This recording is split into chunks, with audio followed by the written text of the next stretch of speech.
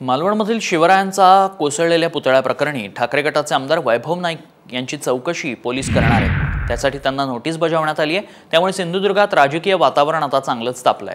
एवढ्या मोठ्या प्रकरणात नाईकांचं नाव येणं हे लाजिरवाणं असल्याचा निशाणा निलेश राणेंनी साधलाय। तर आपण भ्रष्टाचार बाहेर काढल्यामुळेच चौकशीत गोवल्याचा आरोप वैभव नाईकांनी केलाय।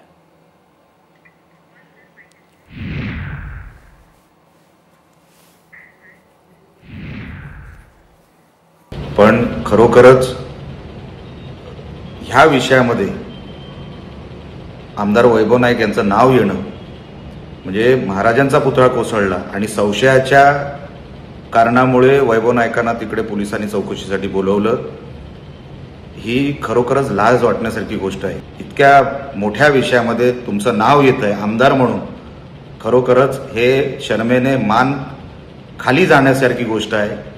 या सरकारमध्ये असं उलट झालंय की ज्यांनी भ्रष्टाचार केला असा आमचा आरोप आहे ते आता आमच्यावर भ्रष्टाचाराचे पुरावे द्या आमच्याकडे मागणी करतायत। छत्रपती शिवाजी महाराजांचं स्मारक उद्ध्वस्त झाल्यानंतर पहिल्या 2 तासामध्ये आपटे आणि पाटील अशा दोघांवर त्यावेळी आरोप झाले होते।